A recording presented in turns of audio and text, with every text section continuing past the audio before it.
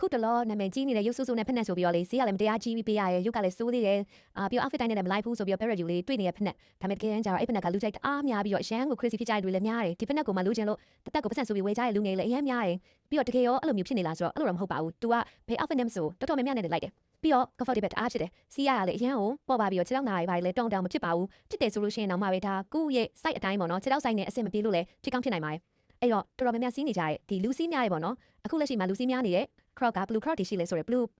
အမျိုးအစားတွေရှိလဲဆိုတာတစ်ချက်ပြောပြမယ်ဒီ cross အမျိုးအစားတွေမှာလေဒီအနိမ့်လေးနဲ့စီးကျင်နေဆိုရင်တော့ဒီပပလှက်လေးနဲ့စီးကျင်နေပေါ့လေးနဲ့ပပလှက်လေးစီးကျင်နေဆိုရင်တော့ classic crop ကိုရွေးပေါ့ classic ကကြတော့ဒါလူအများဆုံးစီးနေရလို့ပြောရမှာပေါ့လူကြီးလူငယ်အကုန်လုံးဒီပါစီးနေရကြောင်း classic အဲ့ချက်နည်းနည်းလေးမြင့်ကျင်တယ်နည်းနည်းမြင့်တဲ့အနေထားဆိုရင်တော့ platform cross ကိုရေးကြတယ် platform cross ကြတော့နည်းနည်းလေးမြင့်သွားတယ်ခုနကတော့ classic တဲ့နည်းနည်းမြင့်တယ်ပြီးတော့နောက်တစ်ခုကကြတော့ fashion mind က main ကလေးတော်တော်များများကအဲ့ platform cross ကိုကြိုက်တာများတယ်ယောက်ျားလေးတော်တော်များများတော့ classic ကိုစီးရပို့ပြီးတော့များရပေါ့နော်ပြီးတော့ mega crash ကကြတော့ပို့ပြီးတော့မြင့်ပြီးတော့ထူးတဲ့ခါကြတော့နည်းနည်း weight တော့ရှိရပေါ့နောက်တစ်ခုက b club ကကြတော့သူက design ကနည်းနည်းပို့ပြီးဆန်းသွားပြီးတော့သူကလည်းအမြင့်နေမှာပါတယ်အမြင့်ရှိရဲ့မြင့်တဲ့အတွက်သူ့မှာလည်းနည်းနည်း weight ရှိရဲ့ဒါတော့လက်ရှိမှာအခုတော်တော်များများစီးနေကြတယ်လူငယ်တွေများစုမှာတွေ့နေရတဲ့ဖက်နဲ့မျိုးစားလေးကိုဖော်ပြကြပါ